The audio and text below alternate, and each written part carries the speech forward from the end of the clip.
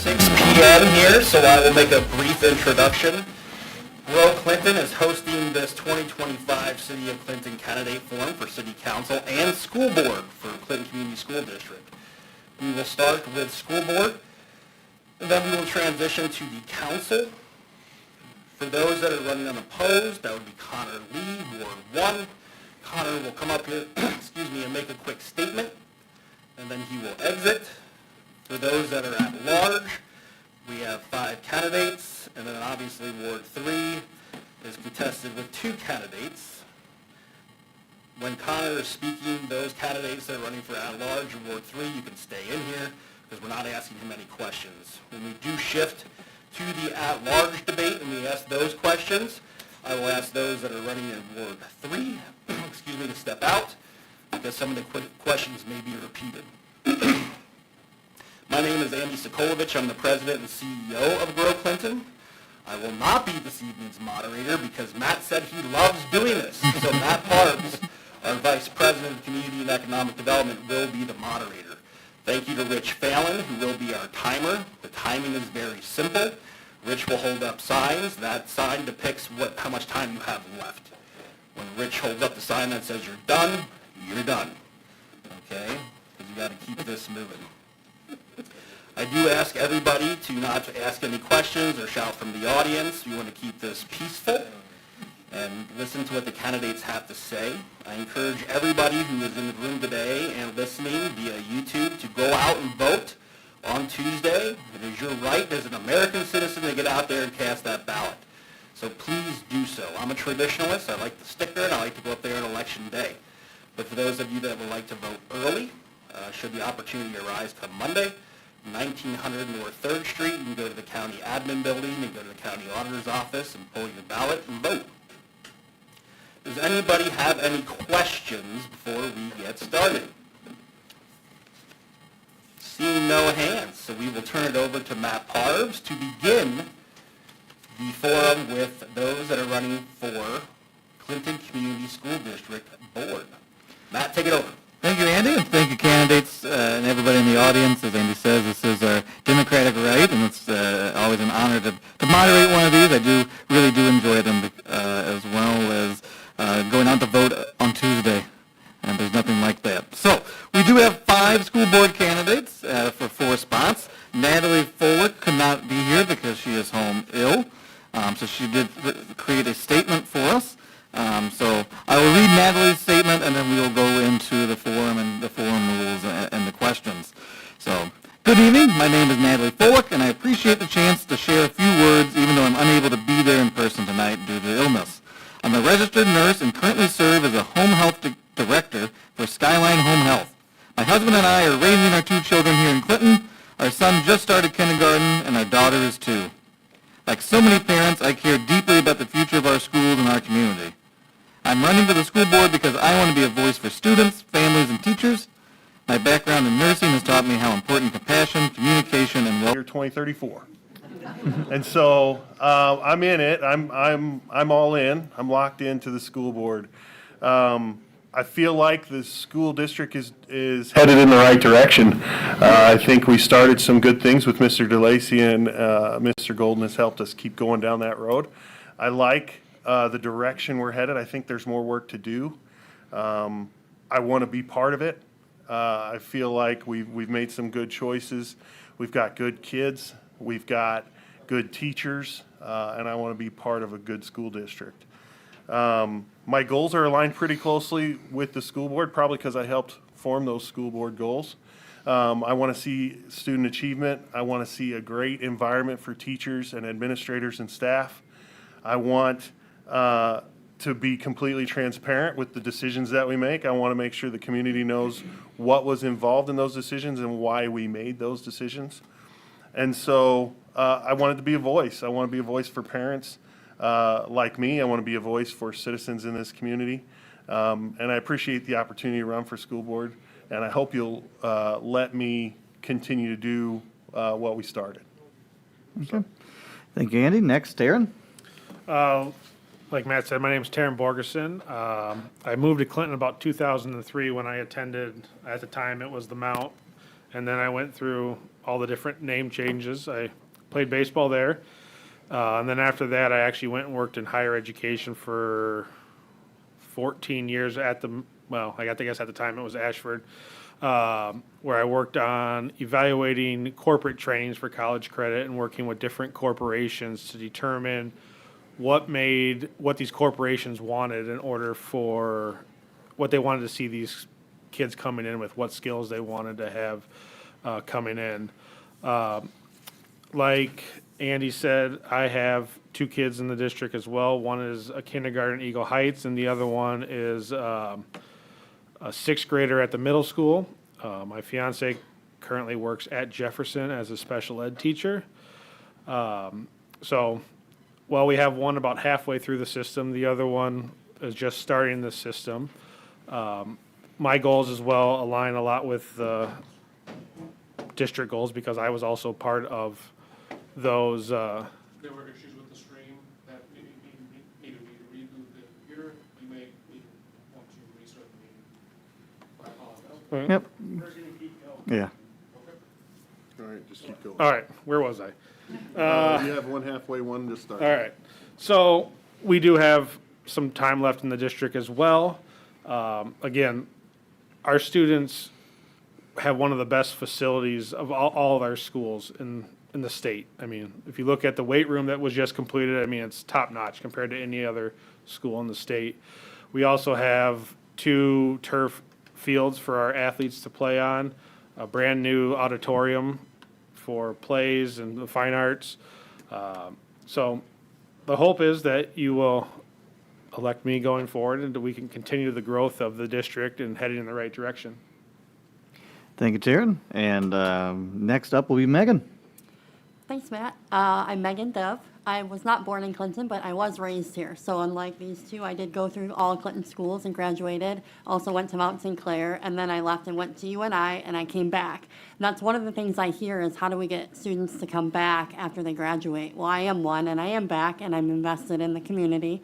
I currently have a middle schooler, and so I have time left in the district as well. I work for downtown Clinton. I also work for the Clinton County Development Association. So I invested in the community and seeing it grow and succeed. And what better way to get involved in the schools, again, while I am here, and have a child in the district. So again, a little unique. I have been on the board. I filled a vacancy in July. So I've gotten just a very small sampling of what it entails. And I'm excited to continue that and see what else we can do. So, again, and the way I was asked to fill the vacancy is kind of neat too. I've been involved in the community in several roles. I worked for Target, was very involved. I've ran a business, and through that I've got to work with many of the schools and community outreach, that kind of thing. But Synergy, I've gotten to work with the CHS Synergy program for the last couple of years, and what a cool program. And actually, it was one of their students that suggested my name to help fill that vacancy. So I was honored, but again, it just shows that my work in the community hasn't gone unnoticed, and it's important to me that I was recognized and want to continue that. So thank you.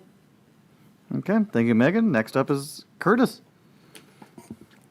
My name is Kurt Miller. My wife and I have 3 children, one at CMS, one at Whittier, and one in kindergarten. We'll be in kindergarten next year. We're both Clinton High graduates. My wife serves as the vice president of the Whittier PTA. To put it lightly, we're invested in the success of the Clinton Community School District as well. We got a lot of kids, a lot of years left. My experience in leadership, I have 2 deployments to Iraq as an EOD tech in the United States Army. I disarmed IEDs, trained soldiers and civilians prior to deployment. I worked closely with local and federal law enforcement. After I did that, moved back to Clinton here, and I completed my bachelor's degree in business administration from Ashford University. Currently, I work for Union Pacific Railroad. I'm a bridge and building foreman. The swing bridge here in town, everybody has seen that thing and knows where it's at. I'm the lodge treasurer for the Union Lodge for the last 8 years. I'm a long-term member of the First United Methodist Church, in which I've served in various ways. Last year, I had the opportunity to head up the Brunch Box program with my wife with a partnering elementary school in town. That was a great experience. Over the last 5 years, I've enjoyed one of the most rewarding titles and most personally fulfilling thing is coaching youth sports. I've had the opportunity to coach through the Little Kings programs and the Clinton Parks and Recreation. Feel that, why do I want to serve? I've noticed that we're losing some of the best teachers, I've noticed, are leaving the district. I believe that teachers are the cornerstone and the future of our schools. I want to try to help CCSD retain the best teachers. I feel we can do that. I've come up with, where I work at Union Pacific, we use an anonymous survey that goes directly come basically directly back to the board, which is us, and that would be 5 to 10 questions directly related to their day-to-day work culture and try to improve on that. I believe this community is very diverse and it has a lot of needs, and I want to learn about those needs and bring them to the board in a common sense way. And then finally, safety, near and dear to everyone's heart. As a parent, it's always in the forefront of our minds. This position would give me the opportunity to further explore what can be done better to protect our children. Advocating for teachers, listening to community needs, and ensuring a safe environment will improve our education system and set the table for students to excel in Clinton schools. Vote for me, November 4th. Okay, thank you. So for those online, this is the school board portion. We have 5 school board members running for 4 open spots. Natalie Fulick is home ill. We heard opening statements from Andy Ferguson and probably half of Terrence. But luckily, the first question, which I'll start with Andy, is kind of to recap and expand on some themes you guys already had in your introductions. So the question is, what are your top 3 priorities for strengthening education in the Clinton Community School District over the next 4 years? Sure. So, like I said a moment ago, my top 3 priorities are aligned with the district goals, and they are centered around student achievement, improving and continuing a good culture of success for teachers and for students and staff and administrators, and then transparency, specifically financial transparency is the board goal, but one of my overarching thoughts is the idea that we need to be transparent in a lot of things. People are concerned about the decisions that we make for their kids, and I think a lot of times a lot of that concern can go away just by explaining the decision. We've got good people in our district that they're excellent at what they do. You know, we come from different walks of life. We're good at what we do. They're good at teaching. They're good at administrating. And so we need to let them do that, but help us understand why you did what you did. And so transparency is a big part of that for us. Thank you. Darren? My goal is basically, without students, we aren't anything. Our students are what drive us to do what we all do up here. We're all volunteering to make them better. Also, we look at it as one thing the district has put in place is Portrait of a Graduate, what they can do in order to get them ready for life after high school. We understand that not all kids are going to go to college. Some kids will go right into the workforce. We need to make sure that these kids are ready as they graduate to go right, be able to work and be able to live. Also with fostering a positive work environment. Obviously, teacher pay is always a big thing, but unfortunately, we're controlled by the state with that. I don't know how much money we can get. Another issue we have with some staff or teachers is that they don't necessarily feel respected. Today's environment is a little tough on where teachers have to deal with a lot. Kids all learn different ways. They have to be able to adjust on the fly. Just to show the respect that they need in order to help boost their morale. And also, like Andy said, being transparent. Keeping it open line of communication with the public in order to tell them what's going on or why certain decisions are made within the public or on the board is important. Thank you, Darren. Megan? Again, I think we're all here for the students, so of course that's a big goal of mine as well. So making sure they have what they need, to succeed. And like Taryn said, there's all kinds of programs that are already there. We have a great staff that are already doing those things. So it's continuing to support that and engage the students. And then, the well-being of the staff as well. So making sure, they want to stick around. So if it's pay, maybe, what else can be done to ensure that we're hearing what they need and providing that. And then thirdly, encouraging parent involvement and the transparency, both directions. So encouraging the questions, and then how do we answer those for them? And everything we do should be public. It is public. So they just need to ask, and how can we tell that story and champion what's going on already within the community? Curtis? No, Well, yeah. No, yeah, I agree with all of them.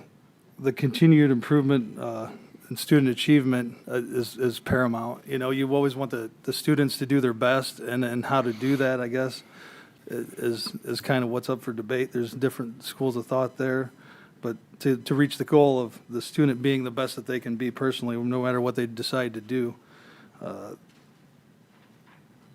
the teachers, positive. We got great teachers. All the teachers that I've come in contact with through my kids, and just meeting them at basketball tournaments and various different places around town, they're great people.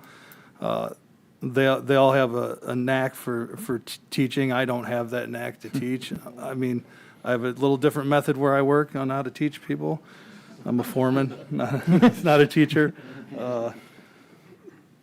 And then lastly, just being transparency with everything that is paramount. I can't even, the why for a lot of things is what people want to know, and they're usually upset before they hear the why, and then after they hear the why, they're usually calm down. So I think just having an open book, and the open book is available if you show up to the meetings.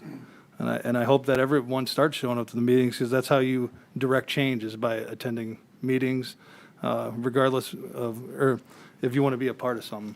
Thanks. Thank you, Curtis. This question will be with Taryn, since we all kind of talked about teachers. What action steps should Clinton schools do to attract, retain, and support high-quality teachers and staff? Yeah. So, Go ahead, so the question is, what should Clinton schools do to attract, retain, and support high-quality teachers and staff? I mean, the easiest answer, which is everybody wants more money, but that the reality is that isn't always an option, because we're limited on the state, essentially, on how much money we can get and how much we can pay the teachers. I think one of the best thing is training. Have these teachers, have them so they are trained. We have PD days that they can go through. We offer wellness programs. We have incentives for perfect attendance if they're here the whole time. One thing is with the teachers, when they're here, when kids see that the teachers are here all the time, then the kids will typically spend the same time. They need to be here as well. And the key is just showing that you care. I mean, teachers are human beings too. It's a lot of these, having a fiance that works as a teacher, it's tough sometimes as a teacher. Sometimes they're told things that aren't really nice to them, and sometimes just hearing a thank you and thanks for what you do makes a big difference. And I think as a board member, that's something we can do, is be present in the schools when we have that ability to be at events, showing our support for the staff and everything. Okay. Thank you. Megan? I agree with what Taryn said too. I think we can also, and maybe they already do this, but surveys and check with other districts too, like what retains teachers in other areas, and then start listening. So, and are those ideas something we can implement here as well? Pay is not always an option, as discussed, but what is the wellness, and how are we checking on that with the staff and having those open ears and listening, and then providing those incentives or wellness benefits in other ways. So, and again, just listening. That's why we're here, right? We're here for the kids, and we're trusting our kids with the staff. So, we need to do what we can to make sure they're happy as well in the ways we can. Thank you. Curtis? Usually when people want to stay at a place, it's not because of pay. It's not because of the benefits. It's because they love what they do, and they have a positive working environment. They don't leave because they want to leave. They leave because they feel they have to. So you have to find a way to tap into that, to get to know what they're going through every day and how you can improve their work life and their work balance. It all comes into play. I think anonymous surveys do a lot, because what they do is it takes the blowback basically for speaking up on something that's wrong. I'm not saying it happens, but there's always a constant fear, even with open door policies, that you're going to get some blowback if you bring something up. So I think an anonymous survey is probably a good way to handle that. And then, like you said, talking to other districts, I mean, that's a great thing, because usually you're not the first person that thought of it. So usually somebody's done it before you. Thank you. Okay, thank you. Andy? I agree with a lot of the stuff we've heard. I think I agree with the idea that it's, I don't think there's any teachers that teach for the money. I think that may get them started, but it's going to take more than money to make people happy and to enjoy their work environment. And so I think from the board level, what we have to do is make sure that we are supporting the teachers, make sure we're respecting their rights, their responsibilities. We have to weigh those things with the needs of the students and with the needs of the community. But to make sure that they know that we're on their side, that we're trying to help them do what they do well, we need to let them do their jobs. We need to let them teach. I think anytime you're in a group dynamic, if you can trust the people that that are on your team, you'll be happier. And I think that's good for us as a board. We need to be able to trust them, and they need to be able to trust us.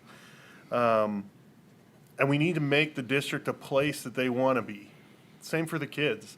We've talked before about other things like open enrollment. We need to make the district a place that they want to be, the teachers want to be. If they live in Clinton, they're not going to go to PV if they're happy. And even if there's a little bit more money in PV, they're going to be able to, if they enjoy what they're doing, and the district is a comfortable and rewarding place for them, we can keep them. Because most of them are Clinton people. It's interesting about Clinton is once people get involved in Clinton, they just really get in. I mean, that's why all of you are here tonight. Like, they get into Clinton, they dig in, and they want to help. I think teachers are no different. Thank you. This question, we'll start with Megan and work to Curtis and then Andy to Taryn. One of the great joys this year is from, as I said in the last forum, from West and Justin, learning just how out-of-the-world complex school financing is. It's a very complex thing, and so what tools, skills, and action plans do you bring to the school board to create a solvent budget and increase quality of education? And then how do you plan to prioritize expenditures? Well, I think we all have a lot to learn when it comes to school finances. So I'm not sure any of us, maybe with the exception of Andy and Taryn, who have some knowledge, have all the answers. But what I have learned so far is so much of it is at a state level. But what can we do locally and what can I do? I do have the background. I sit on City of Clinton Finance Committee. I did run my own business. I run books for both organizations that I work for, so I'm familiar. I know what I'm looking at. I know what I'm not looking for, and then listening. So when it comes to prioritizing, what are the needs, and are we listening to what those needs are, and then taking those steps to make sure that we're following through, and then maintaining the parameters and staying within what we're allocated. Not really familiar with school finance, but it sounds like there's a lot of different buckets. In the corporate world, there's a lot of different buckets on getting things paid for. Where I work, you got to ask for different money for different people for different things, and it sounds a lot like that is basically the same way. It's controlled at the state, and then you get some from the local level. You could all vote yes on the PPEL and make it even easier on people coming up here. But other than that, I just see a lot of different buckets and a lot of different sources of income. Okay, thank you. Andy? For me, I didn't mention at the beginning, I'm an accountant by trade. I prepare taxes for a living and help people plan for taxation. And so I have a significant interest in the numbers. Cindy probably gets sick of me asking for her to maybe share the numbers a different way so that I understand them. School finance is a totally different animal than regular accounting.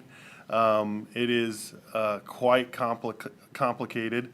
A couple of times now I've gone and taken some training at the school board conference that Iowa puts on each year. I've gone to those finance classes to try and better understand what happens.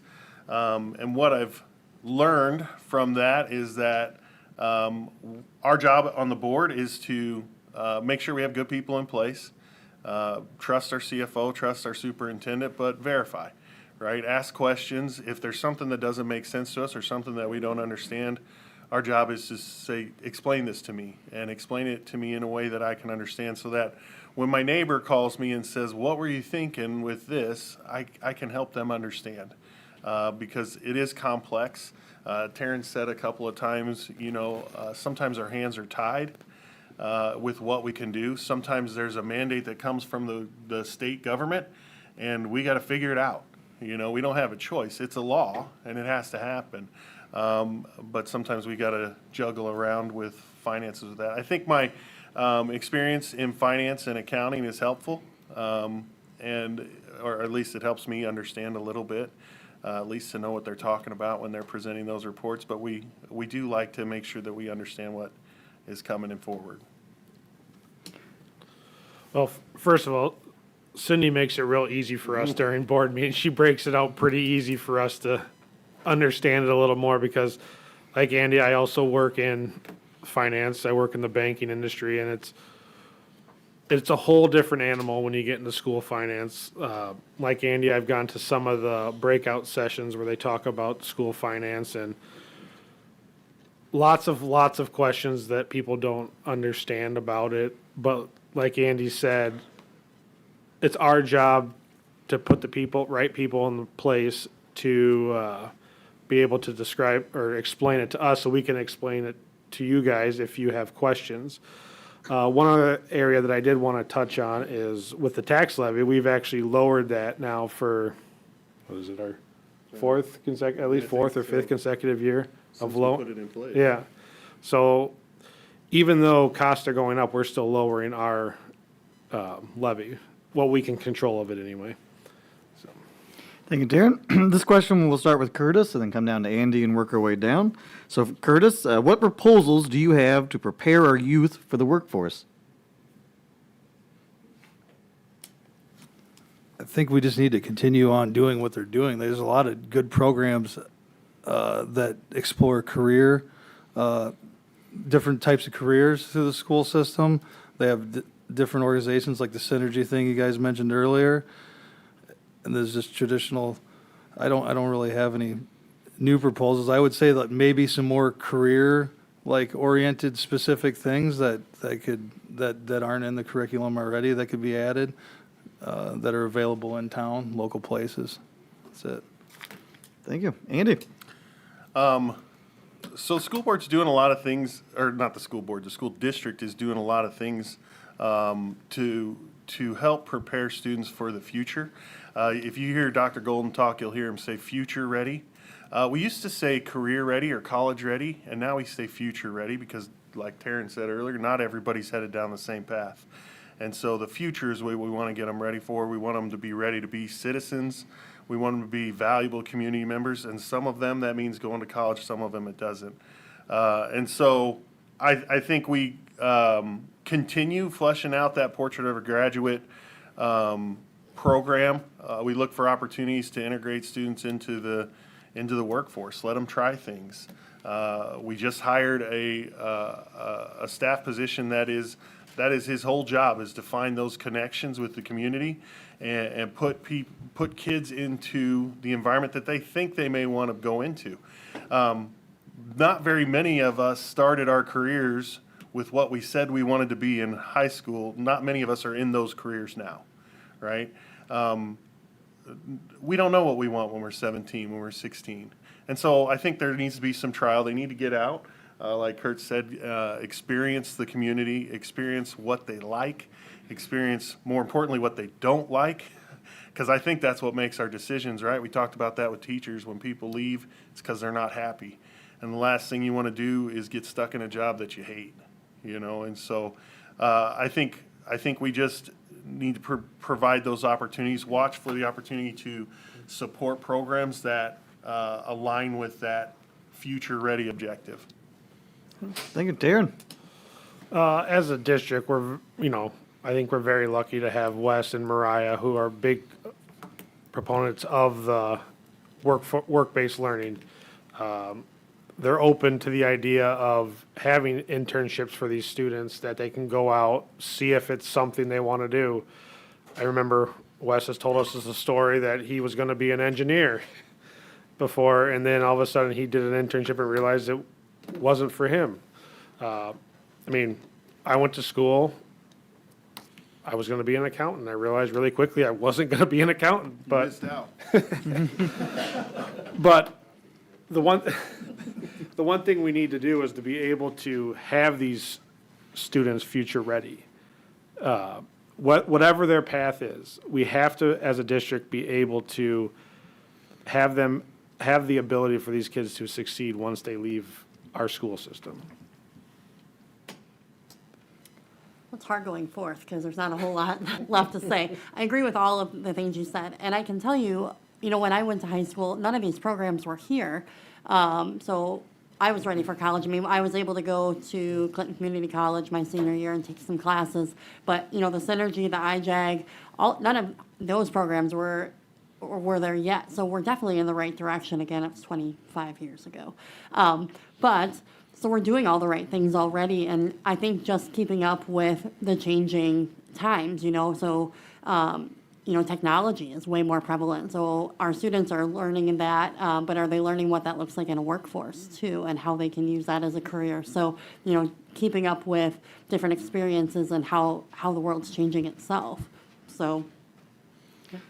Yeah, thank you. This will be probably our last question. So we asked Synergy students, so that is the high school program where they're given real-world problems to come up with real-world solutions to prepare questions both for the school board and the council. So this is from the students.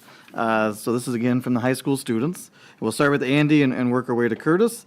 How will you balance the various needs of classrooms, activities, and extracurriculars to ensure all students have a voice, equal access to quality resources, and a diverse range of opportunities despite a lack of sufficient funding from our state government? So I think that's done through clear objectives. Like we set that up already. The mission of the district is to make sure that all students have the same opportunities, and all is an important word. And so we take that to heart. We want to make sure that regardless of their academic capacity, they're achieving their highest level, whatever that level is. We want to make sure that the gifted kids aren't held back. We want to make sure the kids with special needs get everything they need to be ready. How do you balance that? Administrators and teachers and staff do a great job of that. They present plans, and we kind of make sure that everything fits into the model that we've set, or the goals that we've set. If things align with those high-arching goals, they do a good job of making sure that works. I'm very proud of the fact that Clinton Public Schools, we don't turn kids away. We try and reach out to everybody. We try and make sure everybody has the opportunities they need. There are so many neat programs. That's why you should come to the meetings. Come see the things that the school board reports on, or not the school board, the things that are reported to the school board from the teachers and the staff and the administrators. You'd be amazed at some of the great things that are happening right here in our town that I surely didn't know about before I was involved at this level. But they're doing a great job of reaching out, making sure all the kids get what they need. Doesn't matter their socioeconomic background, doesn't matter their learning capacity. It's about getting them what they need, and they do a great job. Thank you. Darren? Thanks, Andy. You stole everything. You're welcome. The key is, like Andy said, we educate all students. We don't turn students away for anything, no matter where they come from, what their background is. they all have the same opportunity as any kid in our district that has. I mean, and we can't do half this stuff without the administrative staff that we have. I mean, a lot of that stuff we don't see on our end. A lot of that's handled way below or way before it even gets to us. But it's important that we have that staff and we can rely on that staff in order to make sure all that happens. You have to talk less. So, I agree. Yeah. Yeah, I almost agree, over. and I've learned so much even in the last couple months. Like Andy said, half the meetings a month are learning about the programs that are happening at the school. My child's in middle school, and I was very involved in elementary, so I thought I knew a lot of what was going on in the district, and I really didn't, because I knew a lot of what was happening in her school, but the amount of programming that happens middle school and beyond, touches on all of those things. It's the academics, it's the arts, it's, the classrooms, and addressing the needs of all of them. And as school board members, we're here to listen and learn, and continue to support the staff that's making that happen.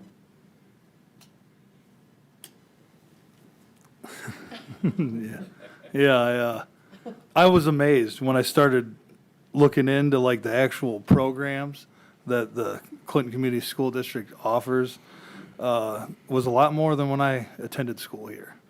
And just the things my son, he's also in the middle school, just comes home talking about. It's a lot different than regular curriculum stuff that you would just naturally go to school. And it's become semi-regular. I guess maybe I took it for granted. I know that's one of the reasons why me and my wife chose to move back here and have kids and go to school here was because the vast amount of programs that the Clinton Community School District has. And I think it reaches a lot of kids because there's kids that go to school for a lot of different reasons. Like some people go to school for the sports, some people go to school for the clubs or the extracurriculars. So it's what's going to motivate them to do better at school. And I think that that's one of our very good strength is that there's a balance, and it seems like there's something for everyone. If they want to explore it, they can do it here. Thank you. And we'll begin with closing statements with Taryn, but I do want to say thank you again for everyone for serving on the school board and running for the school board. Both the Comanche and Clinton, the entire forums have really highlighted just the pride that everybody has in the schools and really the amazing things that are going on. And just to reiterate, everyone please do attend a school board meeting so you can see even the golden key and things like that. So yes, so we'll start with Taryn, closing statements. You have 1 minute for everybody. So here we go. You're not going to make it, Andy. I'll never make it. Yeah. I hope you give me the opportunity to continue the growth that our district is currently on. We've had 2 successful years of enrollment growing in the district, and also the ability to continue to showcase the positives that come out of this district. There's a lot more positives that come out of this district than negatives. So I hope to have your vote in November. Again, thanks for coming tonight, and thank you to everyone who does run and gets involved in the community, because it is tough, but it's very rewarding. So, I'm excited to have your vote and continue working with that. I work for the downtown and Clinton County Development as well, so it's just another piece of the puzzle to make our community a great place to raise our kids, to live, work, and have the best community we can, and having strong schools are part of that. So, thank you. Thank you guys for coming out tonight. And I was a River King, and it means a lot to me. It always has. And I want being a River King or River Queen to mean something to everyone, to be proud of where they came from when they go on and do great things elsewhere. Hopefully they come back. When making decisions, I will keep the students, the teachers, the stakeholders' best interests at heart. My vision for the Clinton Community School District, I want people outside of our district to want to be a part of what we're building here. I want all the students that are being bused to other schools outside of our district to come back to our schools. If you want someone who's not afraid to ask hard questions, who's not afraid to do the work and fix the issues we have, then vote for me on November 4th. Thank you. And Andy, 1 minute. All right, I'll do my best. I'm very proud of what's happened while I've been on the school board, but I feel like we're not done. I feel like if Clinton is going to grow, the school district has to be better. I think we're doing things. I think we're headed in the right direction. We need to keep clear objectives. We need to keep good people in place to make that reality happen. We have to be able to adapt and change. And we're doing all those things, but we need to keep doing those things. And what I'm asking you for is let me keep going, let me keep working on it. I feel like we've done great things. I'm proud to be part of it, but I don't think we're done. I think there's a lot of opportunity to continue. And my objective is going to be to let good people do the work, but then also hold them accountable so that we make sure that everybody in the community gets what we deserve, and that's a good school for a good community and future growth. So please vote for me on November 4th. Okay, again, thank you to the school board candidates. We're now going to transition into the council parts. So we'll take maybe like a 2-minute break. Give these guys a round of applause for going through the ringer. And yeah, mics are off and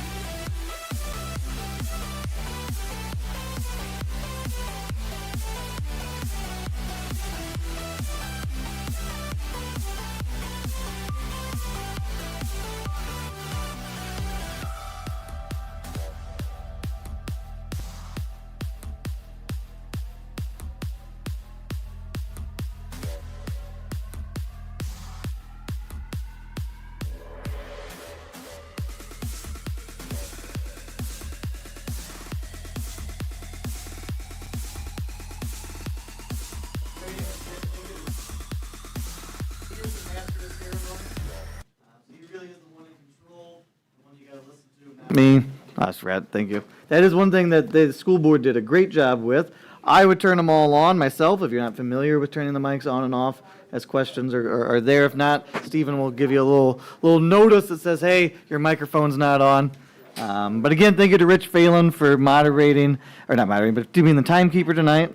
And he's the one that you have to obey. And so we are going to begin the city council part of the forum.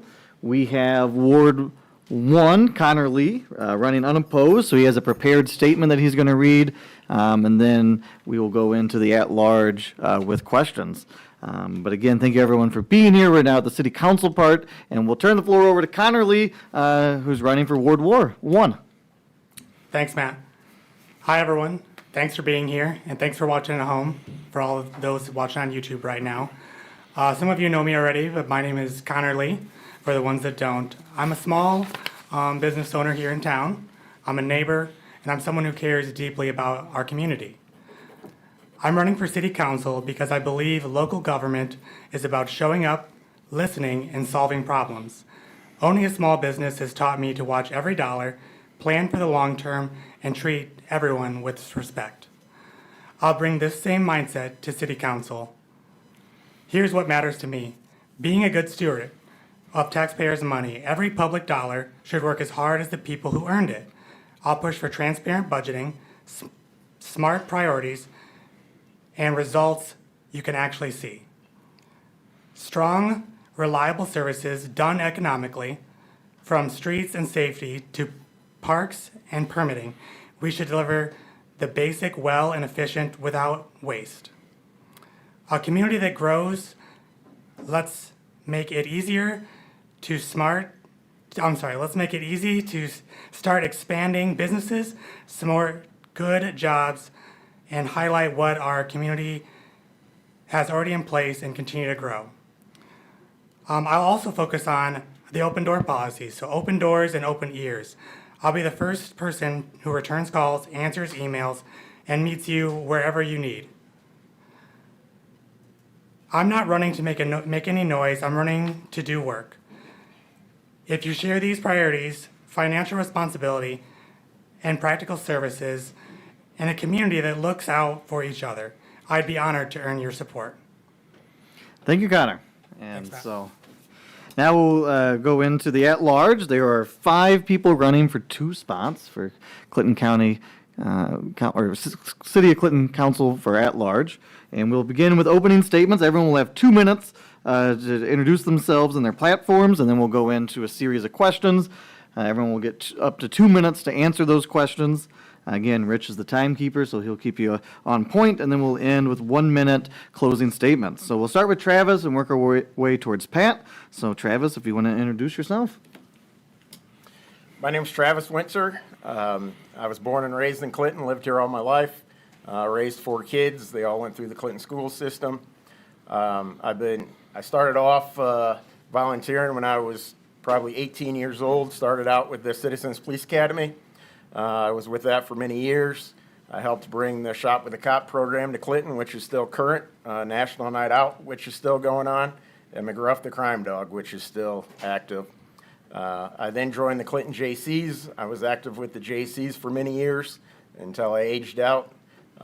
During the JCs, I got my senatorship, which is probably one of the most highest honors you can get as a JC member. And then I joined the Symphony of Lights, and I was on that board for many years as well. Part of the Clinton County Sheriff Reserves. I also work at the Sheriff's Office part-time. And as a reserve, I've put in roughly over 500 hours a year volunteering for that as well. I think it's important with economic growth and development to attract new businesses, supporting our local entrepreneurs, and creating good-paying jobs, and it starts right now by planting the seed for our future. Affordable housing, I think we need to work on developing new housing for young professionals in the middle income that can afford new housing. Responsible spending, I think it's important to reduce wasteful spending and making sure every tax dollar is used effectively and transparently. Get rid of city-owned property, spending thousands of dollars every year maintaining these properties. I think everybody's voice, I think it's important that every voice is heard at the council. And currently, I don't feel that that's been happening over the last 4 years. Thank you. Thank you, Travis. Next up will be Angela. Hi, everybody. My name is Angela LaCroix. I was born and raised here in Clinton. Over the years, I've had the opportunity to work in a variety of roles across different industries, from retail to convenience stores, manufacturing, and finance. I've gained a well-rounded perspective on what makes a community function and thrive. Through my experiences, I've learned a lot about the importance of hard work, adaptability, and listening to the people around you. But more importantly, it's made me realize how much I still want to understand and contribute to the growth of our town. That's why I'm running for City Council. I believe in the potential of Clinton and want to help ensure we continue to grow in a way that benefits everyone in our community. I'm not just running to represent, but to actively listen and bring fresh ideas to the table. Ideas that can help us address some of the challenges we face while also highlighting the unique strengths we have here. I'm excited about the opportunity to serve, get to know more about what's happening in our community, and work together to create solutions to move us forward. Thank you for considering me as your vote. Thank you. Stacy. Hi, my name is Stacy Parks. I have lived in Clinton most of my life and run a property management company for the last 18 years and just started my own small business, property management, a year ago. And in doing that, I am working with other people's money every single day. I work for 45 different investors, and so every day I'm deciding on how to spend their money. And so I think that that would be something useful as a council member. I work with a range of citizens, low income to higher income, and so I feel like I have a grasp on our community, who lives here, what they're wanting to live in, where they're living, and what their needs are. And so I think that would be beneficial as well. I should have written something. I thought I'd be okay. I want to continue to see small businesses grow. I'm now running a small business, so I understand how difficult it can be to get that up and running. I want to be there to help other small businesses get up and running. Also continue to bring in bigger businesses and grow that way as well. I have 5 children, 2 still at home, and decided to run because now I have more free time since the 2 are in high school and taking up a little less of my time and want to be involved in the community. Worked recently with Building and Neighborhood Services to redo our rental codes so that we're going every 4 years, and I've been on that committee helping there, and I'm also on our Zoning Board of Adjustment, and also on that board seeing some of the things that people are coming in and having to go through hoops to get simple things done, where we can review some of these ordinances and get them taken care of so people can build a fence and not have to come in and see us. So that's it.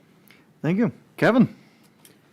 Well, thank you, everyone, for coming. To give you a little history on me, my mom and dad grew up here. My dad was a high school graduate from Lyons. My mom graduated from Clinton High School. My dad went into the Navy, where I was a Navy brat for the first 4 years of my life. We moved back here at the age of 4. I actually had the opportunity to attend Whittier School, where eventually after that we did move to Comanche, and I was a prodigy, I guess you'd say, from the Comanche High School. But I'm glad that the school board was talking about bringing people back. I'm one of them that came back. And my major was psychology and economics in college. I went to Northwestern College and then University of Iowa. And I found out I had a business acumen. I'm an entrepreneur. My first business I started out with, just with a business card, an office furniture dealership in the Chicago market. And I did $1 million in sales in 1 year with just a business card. So I have this business acumen, and I also help start up other companies. And currently I'm the Chief Development Officer for a company called Film Harmonic. And I have a patent and a trademark for the name of our first show, which is entitled Grace for a Nation. The other is that I also have served 5 years as a planning commissioner in Cherville, Indiana, a city that's about 34,000 now, so it's much larger than Clinton, where I served 1 year as the vice chair, and then I also served 1 year as the secretary. And then when I moved back out to toward California, where for 3 years I served as the planning commissioner there as well, where 1 year I served as the chairman. And then also in Indiana, I was also elected as a state delegate. I moved back here 3 years ago to help my parents. I'm grateful that I was able to do that. And I saw what's been happening with our downtown, and I grew up here. I remember all the Woolworths and everything else up and down Fifth. And I've realized I have some gifts I can bring back from my experience to try to get our developments back in our downtown area. So I'm hoping to use that along with my experience as an insurance agent, where I'm active with as an agent. And I also held a securities license as Series 6 and 63. So I do have a good, strong business acumen that I think I can help our city. And thank you. Thank you. Pat? Thank you, Matt. Welcome, everybody. Thank you for attending, everybody online. Thank you for attending. Rich, thank you for your minutes there. Appreciate it. Anyway, my name is Pat Detterman. I'm running for what? Oh, microphone. Sorry, Steve. I should know better than that. I'm sitting right over there. Anyway, born and raised in Clinton. I have a lovely wife, 3 kids, big family. Everybody still lives here for the most part. That was another reason why I had an opportunity 2.5 years ago to get on the council, and I've really enjoyed my last 2 years, 2.5 years on it. And so I decided, well, it's time to keep doing it again. I'll do it another 4. We got a lot of good things going, a lot of good growth, and I just like to continue on what we started already. So I really, really appreciate your vote next Tuesday. Thank you very much. Okay, so thank you, everybody. We'll go into the questions now. Again, you have up to 2 minutes to answer each question. Everyone will get a chance to answer each question. You don't have to use all 2 minutes. And so we'll start with Travis and work our way towards Patrick. So first question is, what's your long-term vision for Clinton in 10 to 20 years, and how do we start working toward it now? I feel we need to start working to get people to come back here and get people to continue to live here. We have hundreds of people that drive into Clinton every day to work, and then at the end of the day, they leave. And we need to work on getting those people to live in Clinton, and we also need to work on having a reason for those people to stay in Clinton. And I think part of that is jobs. We need to work on jobs. We need to work on housing, and we need to work on being able to get things here for them to stay in Clinton, because it's so easy for them to drive to the Quad Cities every day and get what they need there, and we need to make sure that they have that here. Thank you. Thank you. Angela? I think with the downtown, like Kevin brought up, I envision like the downtown and the Lions District to be like LeClaire and Galena. I think we have the potential, but I think we need to support our community in order to bring that potential to the forefront. Incentives for small businesses, however that may look. I know that kind of goes into budgetary issues as well, which is a different topic.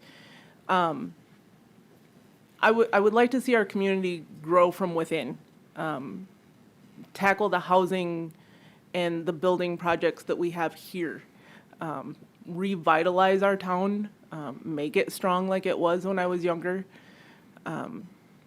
We have beautiful landscape and beautiful features, including the river and the highway and rail, that there's so much potential. We just have to figure out a way to strengthen from within in order to bring people to join us.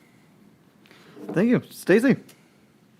I agree, Travis. We have to bring people in. We have to get people to want to live here. And we can continue to build businesses and bring businesses in, but we have to have people to utilize those and shop at them. And if we don't get more people to want to live here, then those businesses aren't going to succeed. So the biggest thing is getting people to live here. So do we market to other cities and show how great ours is? We have a beautiful city and we have so much to offer. There are things you drive down the street and I forget that we have because they've built them and they're not marketed in any way, and things we take advantage of. And so we need to let other people know that we have this great community here, and not just community and things that are here, but the people that are here and how hard everybody works together, especially like the downtown and Main Avenue and those places. So getting people to live here, we have to get our numbers up. Thank you. Kevin? Goals. We can't have goals unless we have a plan. And I see that some of the goals that we have to have is industry, or some of the ABCs you call industry, homeowner development, and of course, commercial development. We need those 3 things to work together hand in hand. But we need to have a plan to be able to put that into effect. Are we doing that? We have a comprehensive plan that I think we need to revisit because there's really no goals in there. And our city council, that's our accountability, is we have that as our checkbox. Keep us on track to make sure we're developing things for our city. And my goal is to start doing some of those things with our comprehensive plan, building back up our downtown area, kind of spider webbing out from there, and see what we can do to bring back some of that small business that we need to have. It's going to bring back people as well. And give those incentives out there, look at some of the opportunities for grants and matching dollars that'll help some of the development of some of these commercial buildings that is so cost restrictive. And we need to revisit those as well. We got to find a way to make that happen. Thank you. Pat? Thank you, Matt. I think we're headed in the right direction. We have the rail park, we have Alliance Business Tech Park, we have several housing developments that are there, but I think we need to build the houses, but in order to do that, I foresee the rail park development is our future. There's no doubt about it. Everybody's seen what we saw. All you guys saw what we saw down Fifth Avenue up in the North End and Lions District. Everything kind of expanded out west, but at the same time, we were 36,000 people strong. Now we're at 24,000. So 12,000 more increase brings you the people to make sure those small businesses start growing again. The downtown gets growing again. The Lions District gets growing again. I think we're heading in the right direction. We do have some goals, but we call them capital improvement projects, with the 10-year plan on those. And that is, again, for what our departments might need going forward, but at the same time, what brought on Bluff Manufacturing. All these years later, we're finally going to have a decent road out there out by Ralston Purina. We're very fortunate to have the companies that we do have. They still believe in us, like Ralston Purina did a big extension, big addition on. Their employment numbers are unbelievable. But yeah, I think we're headed in the right direction. Thank you.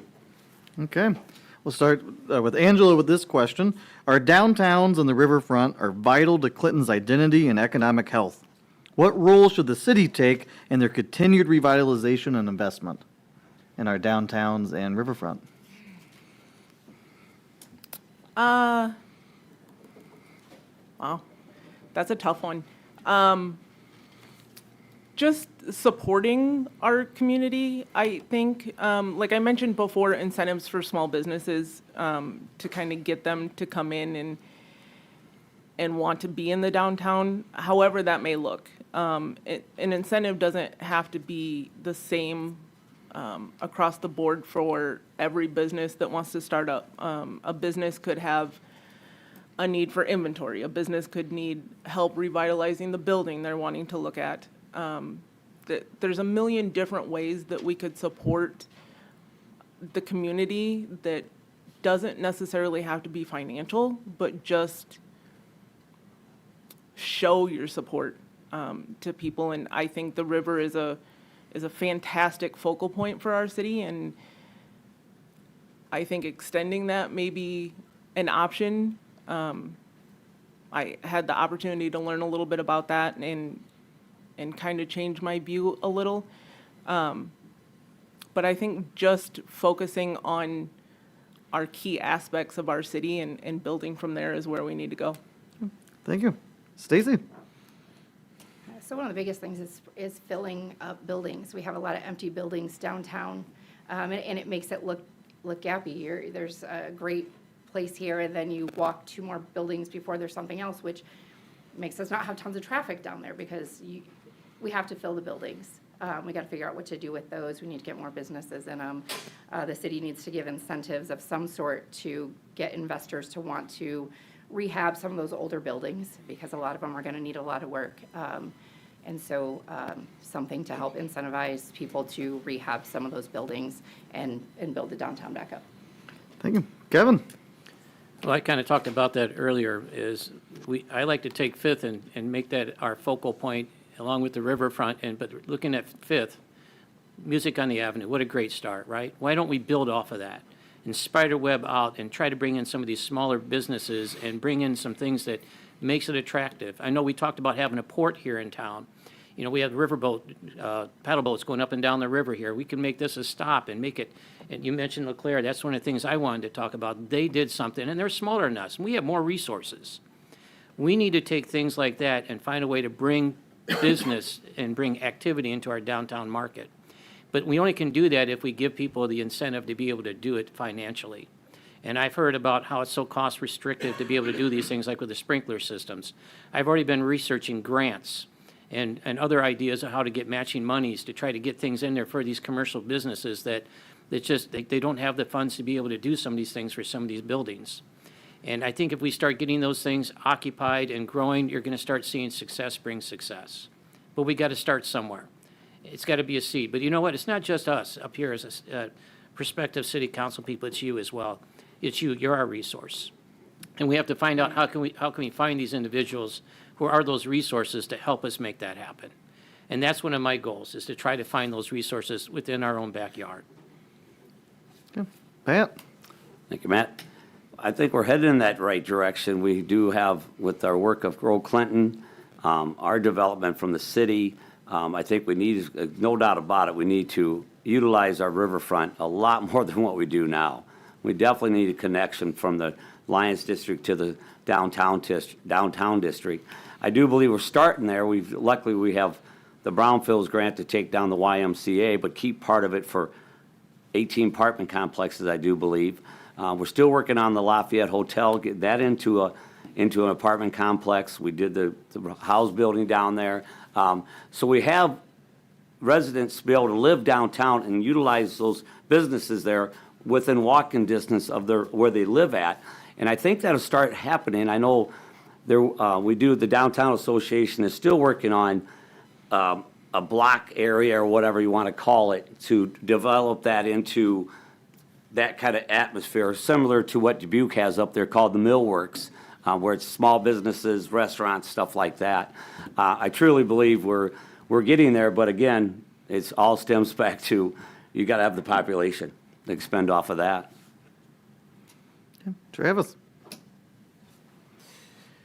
Well, I think we have one of the best river views in the area, and I think a lot of us take it for granted, including myself, because we live here, we see it all the time.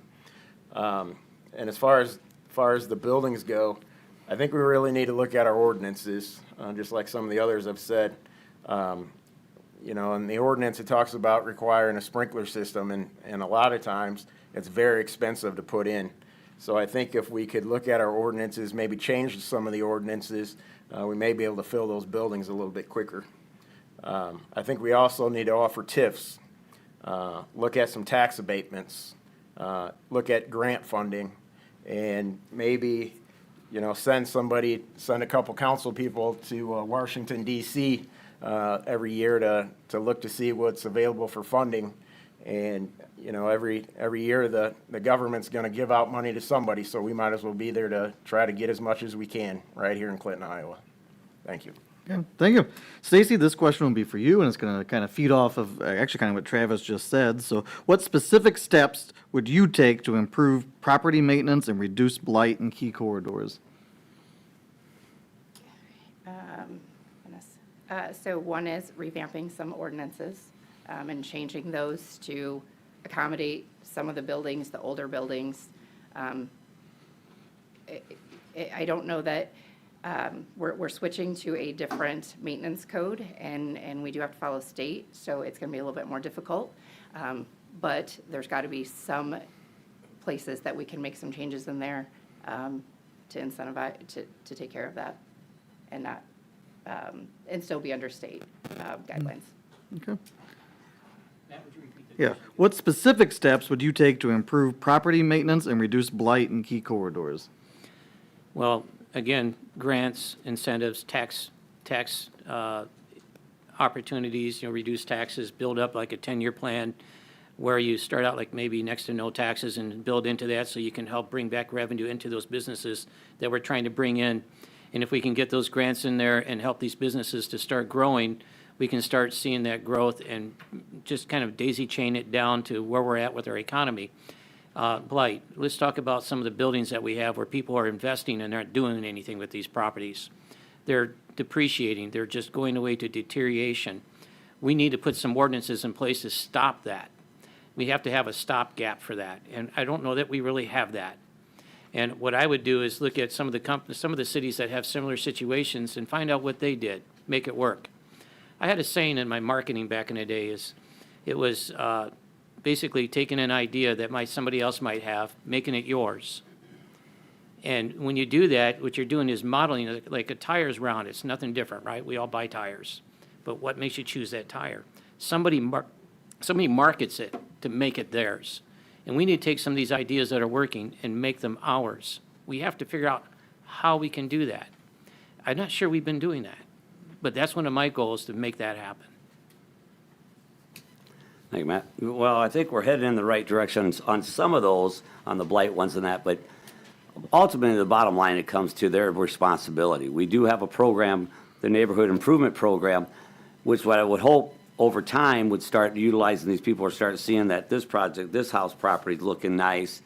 Maybe I better step up and start making the neighborhood look a little bit better. That's such a tough one, you know. It's like we do have some things in place that you're going to buy that piece of property. This is what you got a game plan. This is what you're going to do. Here's your time frame. Get it done. If you don't get it done, we're moving it on. But we budget for $300,000 to tear down, demolish houses. One would think that would be enough that you would probably start gaining some ground on.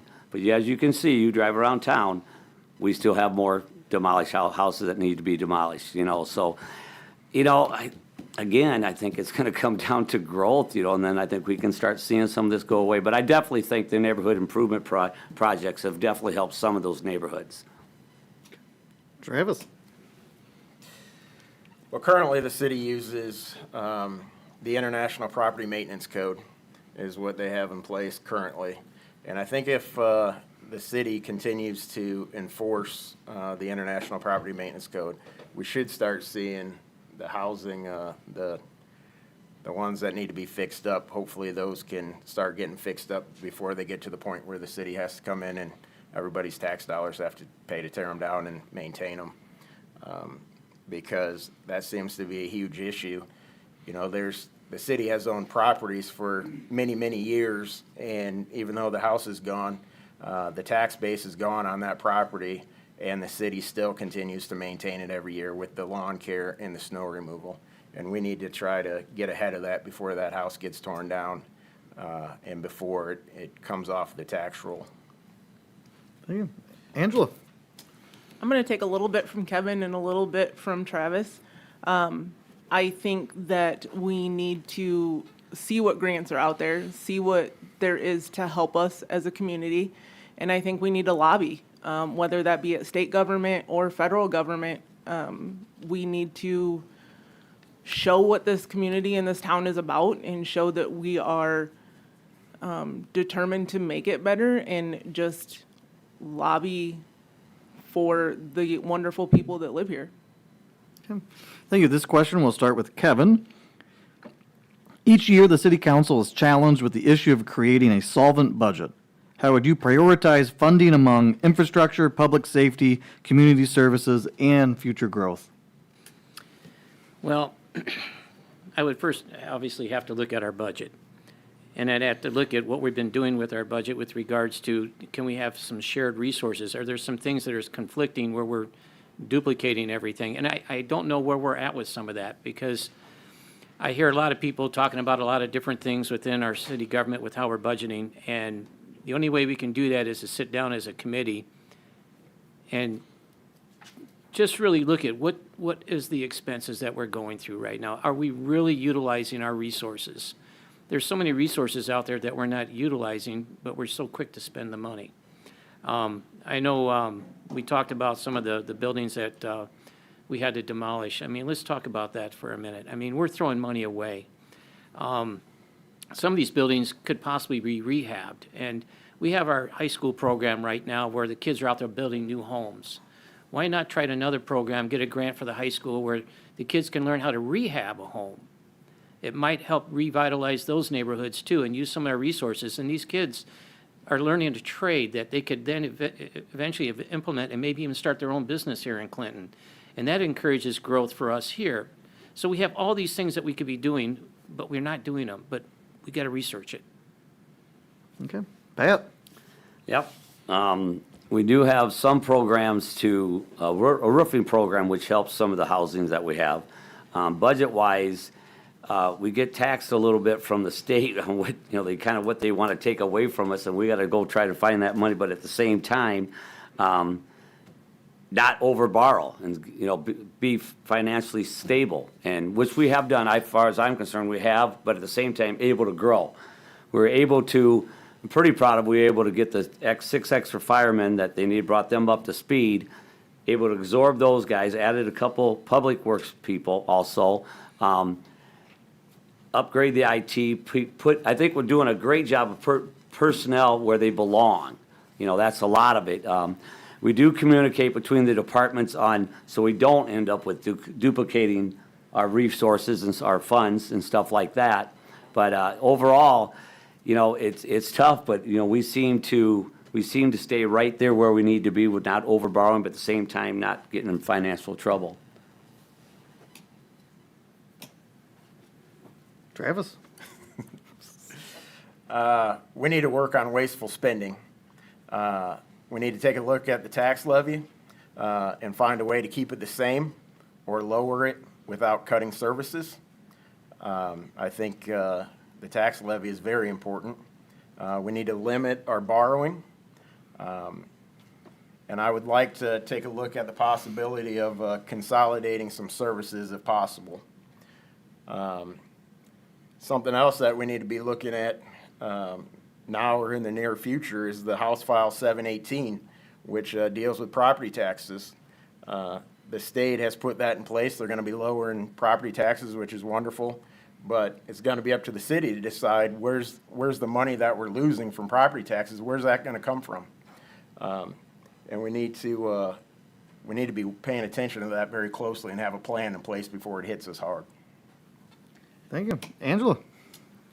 I first would just like to understand the numbers. Look at our budget, see where things are being spent, see how they're being spent, do some research to see if there's ways that some of those can be cut without getting rid of the services that we need. Reaching out to other communities to see how they do things, to see if there's ways that they were able to do that. Having an accounting background, I really like to dive in and kind of see where everything is being held. Also, long-term fixes and not just a Band-Aid on an issue that's happening, but something that is sustainable and something that can help us continue to grow is important. And then also being fair. Every department, I think, needs to be reviewed, but every department needs to be treated fairly and respectfully, and make sure that essential services are not being harmed in how we're managing that budget. Thank you. Stacy? Without knowing the budget and seeing the budget, I can't say what changes I would make right away, but I know there's a lot of wasteful spending. I know we are maintaining properties all over the city. I can't imagine what our lawn care bill is. So getting rid of some of those properties that we don't need, like Travis said, not over borrowing, obviously, would be some of the first few things. Volunteer programs, there's some things that I'm sure we could get some volunteer programs together that they could take care of. And learn, and like we said, with the students and the roofing program and whatever, more things like that would help eliminate some of the expenses. Thank you. Again, we asked Synergy students, or the high school students who are tasked with real-world problems, to come up with real-world solutions to come up with a question. So we'll start with Patrick, and this is theirs. What specific strategies or initiatives would you support to make our city more appealing to young people, not just attract them here, but to make them want to stay and build their futures in our community? Very nice, very good. I believe those guys do a great job of helping with different projects around the community, I think, which has definitely enhanced our community. We've got the murals and stuff like that going on. I do believe we're working on projects to make sure that we would maintain them here, and their young kids. We'll try, hopefully, our facilities will accommodate for those guys. It's, I think, like, again, we're creating jobs that will make them want to come back. I'm very fortunate to have my two sons come back and make a very good living here, you know? But yeah, I think we're heading in the right direction. Okay. Travis, again, the question is, what specific strategies or initiatives would you support to make our city more appealing to young people, make them want to stay and build their futures? Well, I think it goes back to housing. Housing is one of them. We need to make sure that they can afford to live here in Clinton, and we have the housing to accommodate them and what they're looking for to be able to keep them here. Jobs is another issue. We need to make sure that, you know, we have enough jobs to be able to fill the role when they go to college and they come back, that we have something to offer them.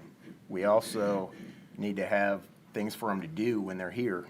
You know, I think that, you know, different sporting complexes, you know, we had a YM that we used to have, and it's closed up now, and it never got replaced. Those are all things that, you know, I feel the younger generation, that's what they're looking at when they're looking at a place to move to.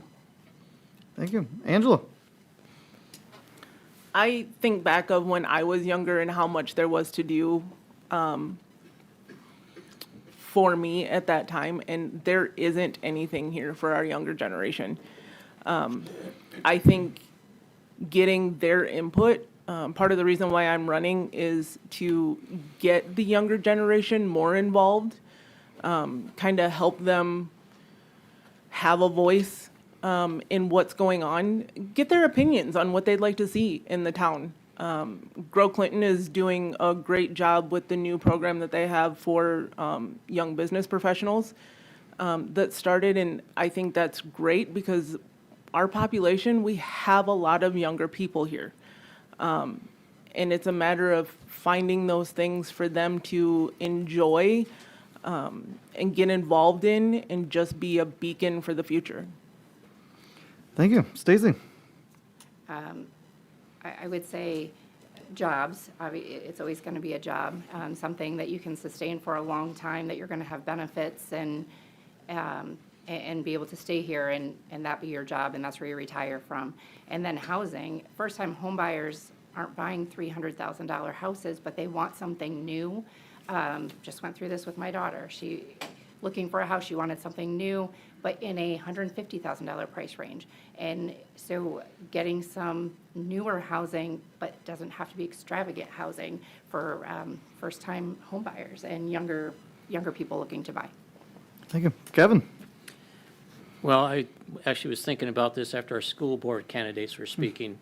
And I mentioned earlier about trying to do like a rehab program, you know, for the homes with our young people. I thought about hearing them talk that I'd like to go into the school and talk to the kids and ask them what matters to you. What's working for you? What's not working? What would you like to see as a change? And then I thought about some ideas about maybe shadowing people in their different industries and get opportunities to see what career paths they might want to pursue and find some experience that they could bring back here. And then there's also some things we could do with them, like volunteer programs. Like we have a lot of our seniors here. Snow removal. Why not try to get some of our young people to be volunteers to go out and help some of our seniors remove the snow in their yards or help them with any yard work and find some ownership where they can contribute. A lot of our young people want to do something. Some want to actually help, but we don't have those programs in place.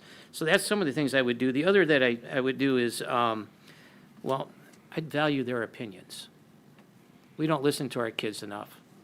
A lot of times we're like, you don't know what you're talking about. Sometimes they actually have a pretty good idea. And maybe we might get something from them that might incentivize them to want to stay. That's what I would do. Yep, thank you. This will be our last full 2-minute question. So we'll start with Travis and work towards Pat. Clinton's success is tied to our neighboring communities and county. So how would you strengthen partnerships with Comanche, Fulton, and Clinton County to grow our regional economy? Could you say that again? Yep. So how would you strengthen partnerships with Comanche, Fulton, and Clinton County to grow our regional economy? I would start by, having good communications, having roundtable discussions, and looking at what each town has to offer. And there again, I talked about earlier about consolidating services. Looking at each town and seeing what they have to offer, and maybe being able to come together and working together and consolidating all of our services and working as one instead of three. Thank you. Angela? I think our school districts have already started doing a great job of that. I've heard great things about our surrounding school districts communicating with each other and trying to work together instead of against each other. And I think that is something that we need to do with all of our neighboring communities.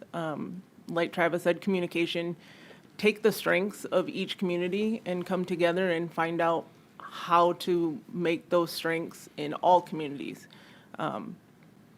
Figure out where your weaknesses are and figure out how to find ways to make better solutions, but don't work against each other and work together. Stacy?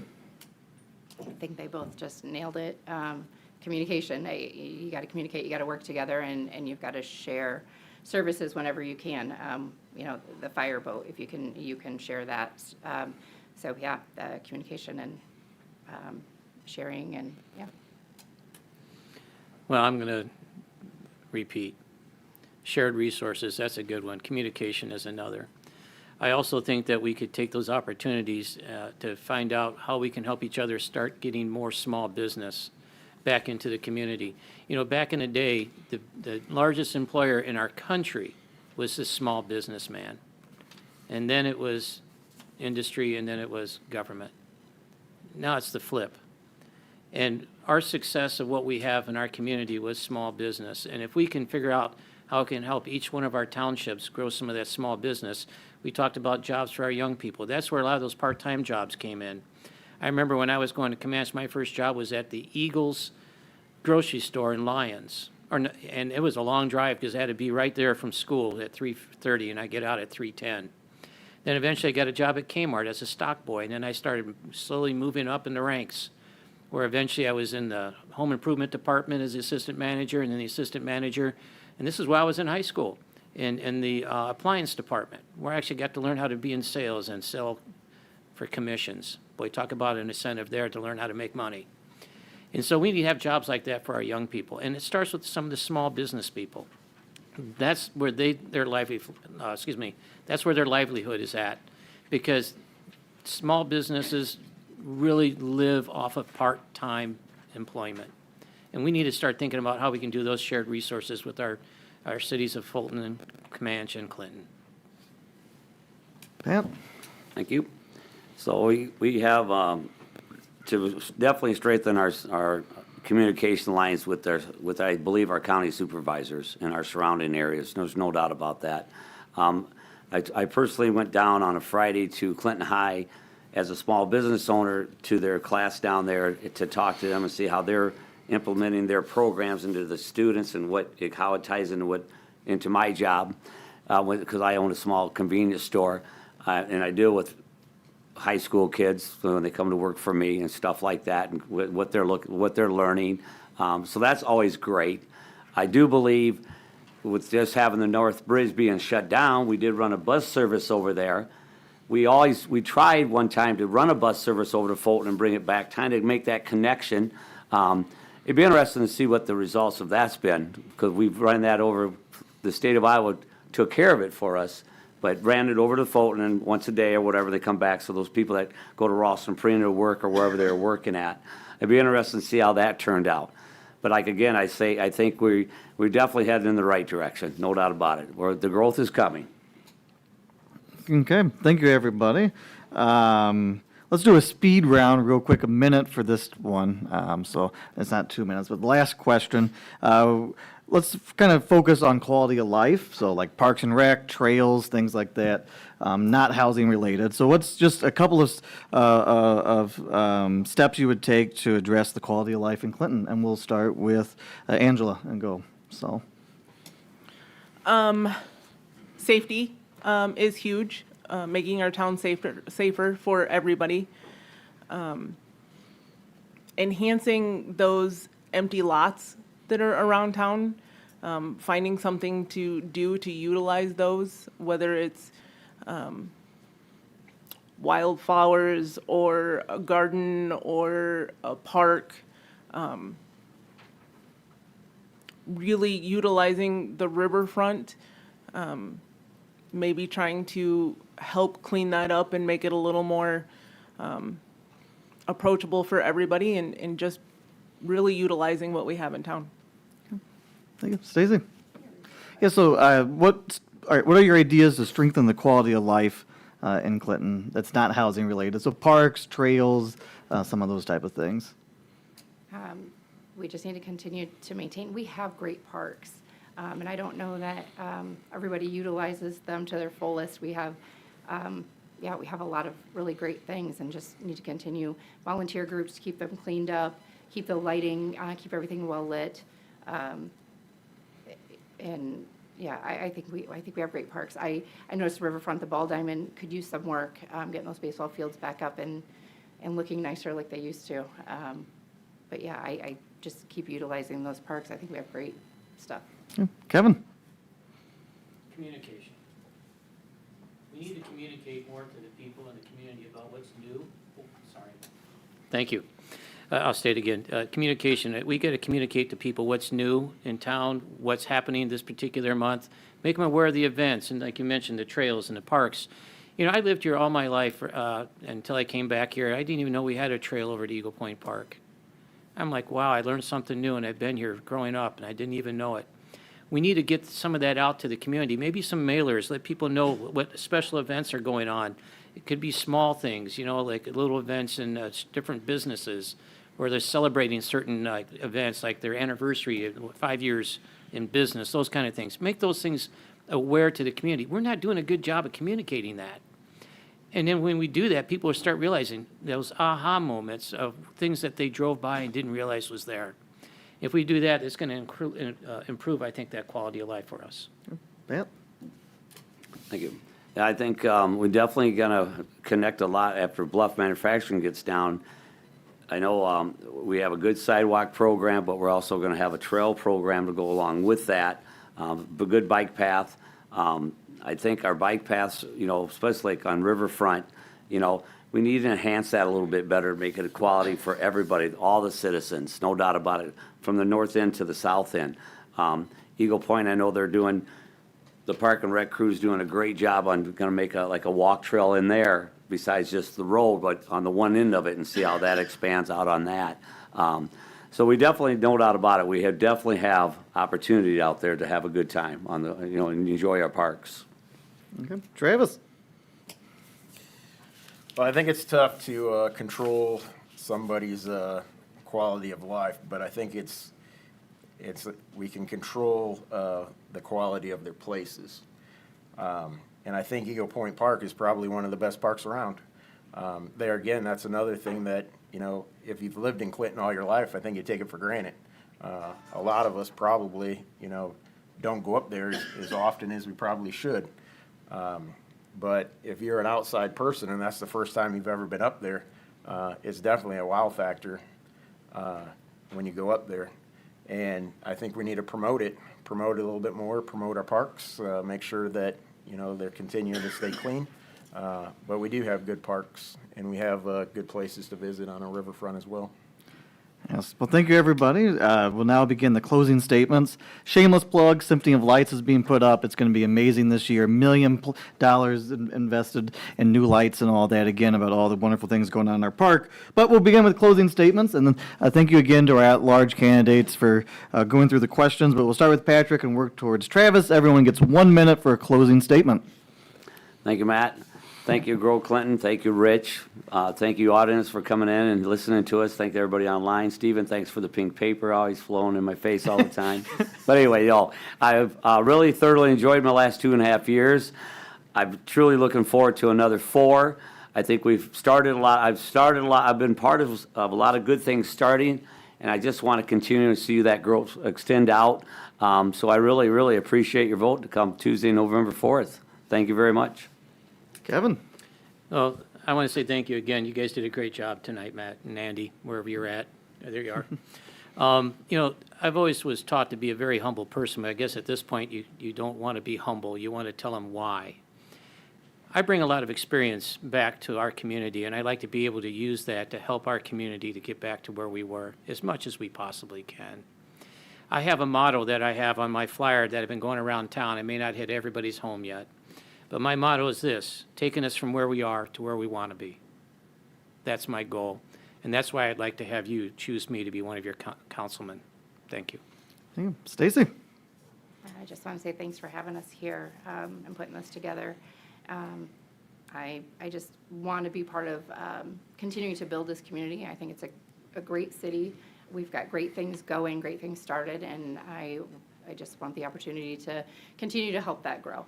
And so look forward to your vote on November 4th. Angela? Thank you for having us.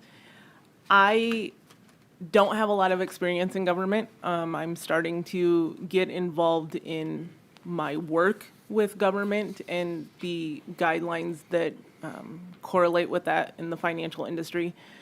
But I have ears, and I want to listen to our community and grow from what they want us to be like. I'm at an age where I feel like I can be that voice and understand why I'm that voice, and really just help our community grow to be better. Thank you. And finally, Travis? I would just like to say thank you all for allowing me to be here. Thank you to all the council people up here that are running. It's been a pleasure. As a lifelong resident, a business owner, owning a lawn care company for 13 plus years, a landlord, and soon to be a small business restaurant owner up on Main Avenue. I've invested a lot in this community. I've been very active with nonprofit groups. I've attended several council meetings and voiced concerns over issues. I'm not afraid to stand up for the citizens of Clinton and be the voice that have not been heard over the last 4 years. I'd appreciate your vote on November 4th. Thank you. And again, let's give everyone a great round of applause for just a really awesome forum. So you guys can go back in the audience, and we'll bring in Ward 3, and we'll take a very short little break. Yes. Do we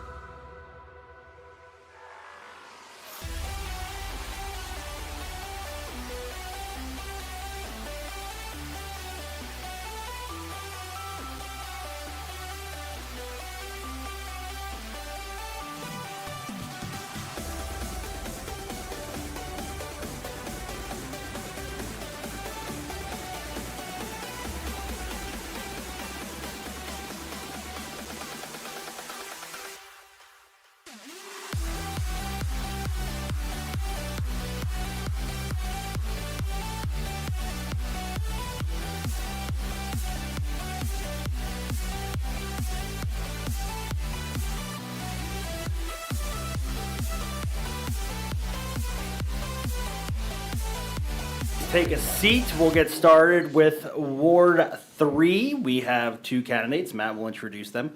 I will say that I have to bow out a little early, but I just wanted to make one last push to get out there and vote. This is your opportunity. And I say this, and I don't mean to be crass or abrasive, but I feel if you do not exercise your freedom to vote, which is your right, you lose the right to complain, okay? So if you want to get out there and vote, please do so. If you have issues or concerns and you do not want to run for city election, there are a tremendous amount of volunteer opportunities. You can contact Matt or myself. We'd be happy to connect you with a variety of dozens of nonprofits who are doing everything from cleaning up our parks, cleaning up our streets, to helping us at Grow Clinton do the work that we're able to do day in and day out. So I'm very proud of our organization and what we've been able to become, but I really do encourage a strong voter turnout. I do not like seeing barely double-digit percentages. We have 25,000 people in this community. Obviously, not everybody is eligible to vote, but those that can should. I think the last election we had just barely double digits, right around 10% or something like that voter turnout. Don't quote me. But we need to have a greater voter turnout and get out there and get involved, cast your ballots, make sure your voice is heard, and then leverage the elected officials to help share your message. All right, Matt. Thank you, Andy, and that's so true. In a ward that I lived in, Springfield, Illinois, I think there was 10,000 eligible voters, and one off election, I was one of 72 that voted. And that always just sticks out, right? That's not even like, I don't even know what that percentage is. But that is 72 out of like 10,000 people that could have voted. It was that. So we're going to begin the Ward 3 forum. And again, some of the rules are pretty simple. We do 2-minute candidate introductions. So Brian and Janet, you'll each get 2 minutes to give an introduction about yourself and why you're running. Then we'll go through a series of questions. Each get 2 minutes to answer that question, and then we'll end with a 1-minute closing statement. Again, each of you will get a chance to answer the questions and do an introduction. So we will start with Janet to begin the 2-minute introduction. Again, you want to make sure that your microphone is turned on. So that's up is on when you speak. The timekeeper is Rich, so he is the master of ceremonies. So you must abide by his things, or as we like to joke, Andy and I, he is a black belt, and he will beat me up, not you guys, but afterwards he'll take me to the corner. But seriously, he is the master of ceremonies. He is the most important person, so we can keep this flowing. So again, thank you everybody for being here and online, and we'll have Janet begin with a 2-minute introduction. All right, thank you, Matt. First off, I want to tell everybody thank you for showing up tonight. I love seeing this kind of involvement of just people showing up. I have been attending city council meetings pretty frequently for the last 2 years. If 5 years ago, you would have never seen me in this room. The first thing I'm going to say that I've been telling everybody is I am not a politician. I'm just like everybody in this room. I've got hopes, I've got dreams, I've got a family. The most important thing to me is for my children to live nearby. And one of the things is to have our children nearby, we have to have the opportunities for them and the want to live here. And to improve upon our community is very important to me, as I'm sure everybody that's sitting in this room right now and everybody that's watching online. I have a deep value in Clinton. I'm not originally from here. I'm a country kid. I've got scars from my brothers to prove all the crazy things we've done. But honestly, I come from a blue-collar family. My family's were union workers. They worked in factories their whole life. Life wasn't handed to us. And I can be for the people. I've been doing that for the past 2 years. Mayor Scott, I've annoyed him many times, along with the rest of our current council. But ultimately, it just comes down to being your guys' voice, hearing and doing what you guys want. It's not about necessarily what I think. It's about our community and uniting and coming together and working together. That's what is most important to me. Thank you. Thank you. Okay, Bryant, your opening statements. Oh, yeah, that's right. There's My no name's T. Bryant. Yes. Hello. Good evening, residents of Clinton, Iowa. Thank you for being here today. It is real privilege to be standing here before you today as a candidate for Ward 3 on the Clinton City Council candidate. Clinton is a place that has rich history, division, and resiliency. Each neighborhood contributes to strength and character of our community. Neighborhoods like the one in Ward 3 and the rest of Clinton, Iowa, have a bright shared future. Moreover, we also have challenges regarding throughout leadership's clear value and fully committed action. I have listened to concerns and hopes over the last 2 years as real financial issues, raising taxes, and impacts that are family budgets. Needs for safer streets, sidewalks, and improve our schools and now and for the future. Connecting youth with good jobs and connecting families and resourcing addiction and treatment support. And we recognize that all of these conditions. For this reason, I have established a way forward in a comprehensive 10-issue plan, a developed additional plan that addresses the core challenges faced every day, whether it is public safety, engagement in community sports, and sports of the effects connecting to addiction treatment resources. Honestly, open dialogue must form with basis leadership. If I am fortunate enough to be elected, I will assure that you all are kept informed and engaged every step of the way, because your voice matters, and it's not just actually needed. We will work together to build Ward 3 and Clinton that is safe and healthy and belonging. So thank you for the opening statements. Now this will begin the question portion of the forum. We'll start with you, Bryant. This is the first question. So each year, the City Council is challenged with the issue of creating a solvent budget. How would you prioritize funding among infrastructure, public safety, community services, and future growth? So again, this is basically how do you go about budgeting? So first off, we have to look at the budgeting. We have to prepare a strict budget that could last for 5 to 6 years. We need to create a long-term plan on creating the budget. That's pretty much all I have right now. Thank you, Bryant. Janet? So I've attended the recent budget that was presented here at council. I've also spoken with Anita a few times, which is the head of our city finance department. When you look at the budget, I know a lot of people with this year's budget, there were a lot of questions. There was a lot of outrage from just misinformation, people misunderstanding. And ultimately, it comes down to our departments. Each department has their own budget. And the city council has that job of, setting X amount of dollars to each department.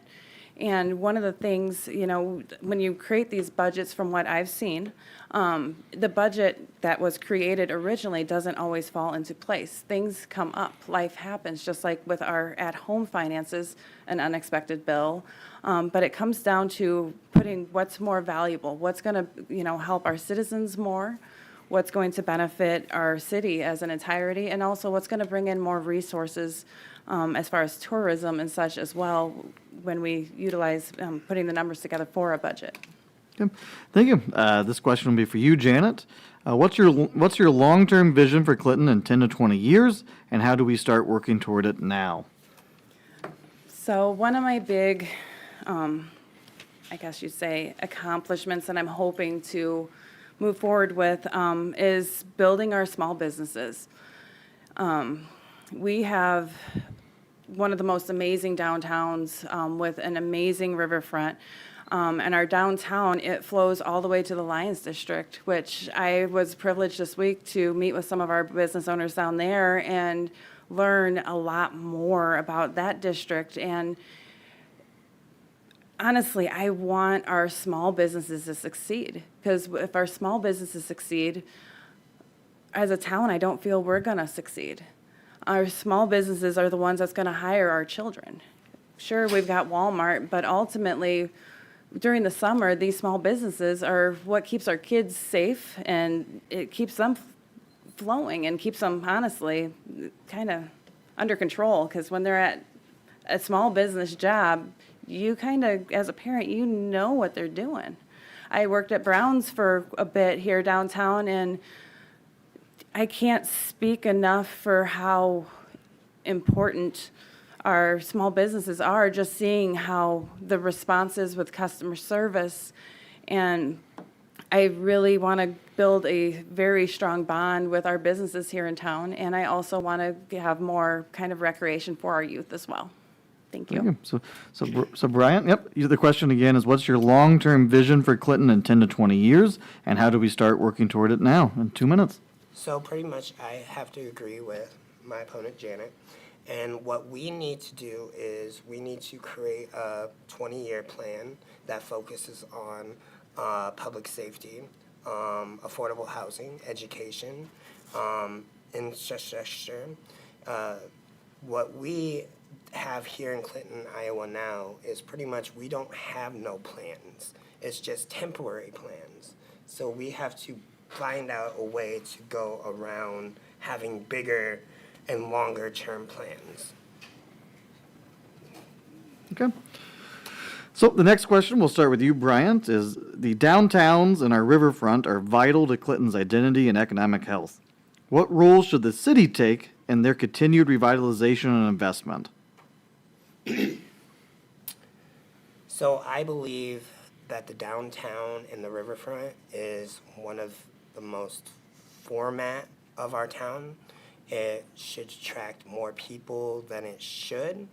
And like for city, we should like work on getting more small businesses and local businesses into to get more people to attract. Okay. Thank you, Brian. Janet? I guess I prematurely spoke about this a little bit. So one of the things that I feel as a city we can do is really partner with our businesses, not just even downtown and the riverfront type situation, but also Lions, because they're the heart of our city as well. But I feel there's a lot of grant writing opportunities. Speaking with a gentleman that's in the room earlier today, there's organizations that can help our small businesses here in town to flourish as well. I feel aiding and coming up with a method to revitalize some of our buildings that are sitting empty, that we've got to get that life back. We need to get our city downtown cleaned up. There's so much that we can do as a community and as a city. And I feel if we really put that push behind it, we can be very successful. And I think, honestly, Clinton, we can knock it out of the park. We can be better than LeClaire, and we can be better than Galena. So let's just start getting to work on that, guys. I agree. Okay.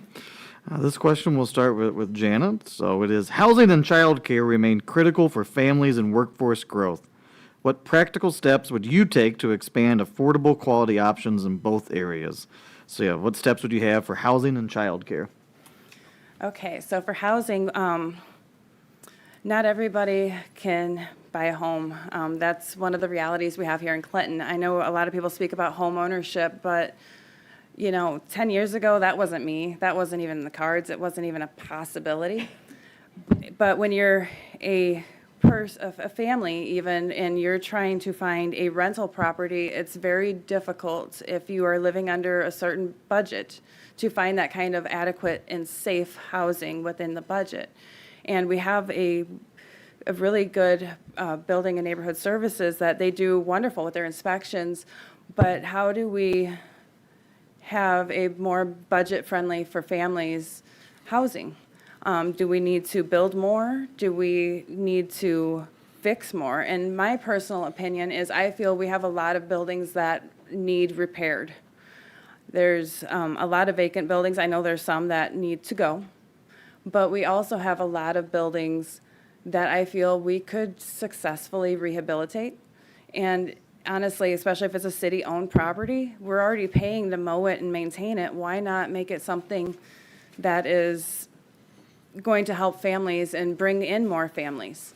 And in regards to childcare, in recent news, a lot of programs this coming next week will be unavailable to a lot of families, and we do need some more childcare. There was a childcare facility that was out by the casino. I can't remember the name of it. They were there for 2-3 years. They're gone. What can we do as a community to bring in more people willing to utilize a new facility if we were to get one? Childcare is important so that a lot of our lower income families as well can have the ability to work and have their children taken care of in a safe environment. Thank you. Okay, Brian, again, the question is housing and childcare. So when I look at affording housing, once again, we have to build a long-term plan, not a short-term plan. And when we look at housing, affordable housing, I looked at housings the other day, and the housing, affordable housing ranges from $150,000 to almost $350,000. It needs to change. Like, there's families that cannot afford that to live in.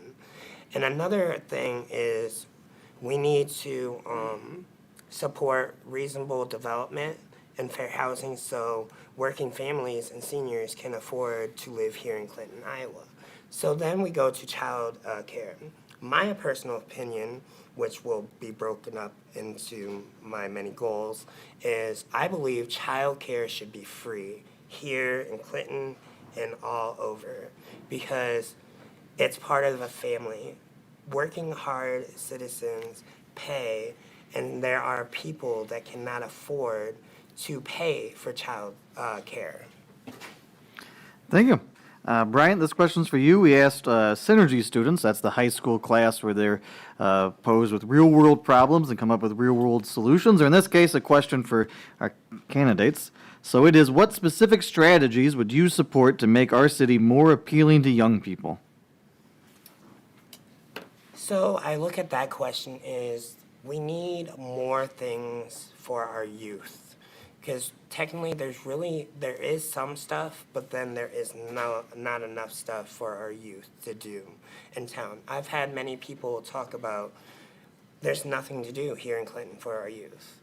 And so we need to find out a better plan to support our youth. Let's see. Gotta find more youth. How many minutes do I have left? About. Oh, well. But anyways, for our youth is the next generation to come. So we need to better our youth, support outreach programs for our youth, and have our youth be educated in that. Okay. So Janet, yeah, this is again from our Synergy students. What strategies would you support to make our city more appealing to young people and make them want to stay here? First off, to the Synergy group, that's an amazing question. When you look at Clinton, we have a lot of things. We do. We have an amazing park system. However, when you get into those teen years, it gets a little more interesting. I've had teenagers, and it's very diverse. Some want to play basketball. Do we put up more basketball hoops? Some like to sit in the house and completely hibernate all year round. However, we also have an amazing riverfront. Can we put in more fishing docks? Because I'm telling you, I see teenagers with their fishing bucket, their rods, and they're heading on down there, and they can't always find a spot to fish. And I'm sorry, but I grew up in a fishing and hunting family. A kid fishing is a kid not getting in trouble. But I think having more hands-on locations for them to utilize their energy helps them to not get into trouble, because a lot of our youth lately has been getting into a little bit of trouble because, well, they're preoccupied and there's not much else to do but create a little bit of chaos. I mean, come on, we've all done that before, I'm sure, at one point in our youth. But if we can add more opportunities down in the Quad Cities, they got a trampoline park. Do I think Clinton can have one? Someday, yes. Today, probably not in the budget.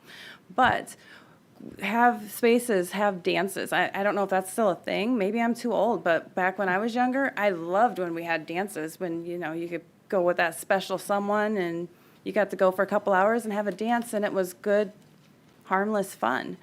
Having more community center type events for them to get together and socialize, I think would benefit our youth. Thank you. Thank you. This will be our last question. So this is for Janet. What specific steps would you take to improve property maintenance and reduce blight in key corridors? So I guess we're going to go with kind of talking about some of our dilapidated structures here in town. Honestly, we need to hold the property owners accountable. If a building is getting pretty rough, we really got to get in there and get it taken care of. We don't need another building collapsing like what happened across from Hy-Vee. That was pretty scary for a lot of people. We've got quite a few empty properties that we need to either fix up or they got to go. We need to really, even with houses, we've got a few houses that are in disrepair. We have a great building and neighborhood services department, but we really need to make our community safe, and our housing and building structures, they got to be maintained. Otherwise, the people that are legally responsible need to be held accountable, and it needs to be a feasible time span before somebody gets harmed. Thank you. Again, Bryant, this question is, what specific steps would you take to improve property maintenance and reduce blight in key corridors? All I have to say is I pretty much agree with Janet. She said it pretty well, and that's all I have to say. Okay. Well, we'll end with closing statements. We'll give each candidate 2 minutes, Rich, in closing statements. You can touch on things that we haven't touched on, like quality of life or anything like that, but we will start with Janet with the 2 minutes, and we'll end with Bryant. And so again, Janet, closing statements, we'll give each candidate 2 minutes in their closing statement. So I guess since this is my last hurrah here this evening, ultimately, I just want Clinton to be better. I want it to not just be better for us. I want it to be better for our kids. I want our kids to want to have their kids here. We have an amazing city. We have a absolutely beautiful riverfront. And, you know, we take so much advantage in just not using what we have. And, you know, I never thought that I would, when I originally moved here as a renter, that Clinton was going to be my permanent home. But guess what, guys? You're stuck with me. I'm here. Whether you guys vote for me or not, you guys are still going to see my face. Sorry, Mayor Scott. You'll see me frequently, win or lose. I'll be here, guys. Whether I win or lose, I'll still be standing over there. If I can't be here, I'll be over there, guys. And I will still irritate the living tar out of every council member that is present at this table, because whether I'm elected or not, I will always fight for the people that live here, because we are a community, and the most important part of community is unity. Thank you. Thank you, Janet. And there we go. Bryant, take us home. Hello, thank you for being here. I am running for city council because Clinton belongs to its people. I will fight for transparency, service, and government that listens. I will not betray the people. Together, we can build a safer, strong, and more united community. And why choose me as a candidate for Ward 3? Because I bring a proven commitment to the city, community, a clear vision, backed by a detailed plan, and dedicated needs to turn that vision into reality. My experience, integrity, and willingness to listen sets me apart. I just do not promise change. I have focused and dedicated to deliver real results in public safety, education, economic growth, and the community well-being. I'm ready to work tirelessly every day to make sure that Ward 3 and the rest of Clinton, Iowa strives and every voice is heard. If you want a leader who is prepared, passionate, and fully committed to serving and strengthening our community, then I ask you for your vote. But if you prefer my opponent, Janet Turpin, you have the right to choose her, to vote for her. We both are dedicated, and I am ready, as she is ready, to serve Ward 3 and move on. This is your decision. Thank you very much. Thank you to Janet and Bryant and for concluding the candidate forum for Grow Clinton. And again, thank you to everybody that was up here for basically 2 hours. Thank you to Rich for being the timekeeper, most importantly. And a round of applause for everybody, and we'll see everybody at the polls on Tuesday.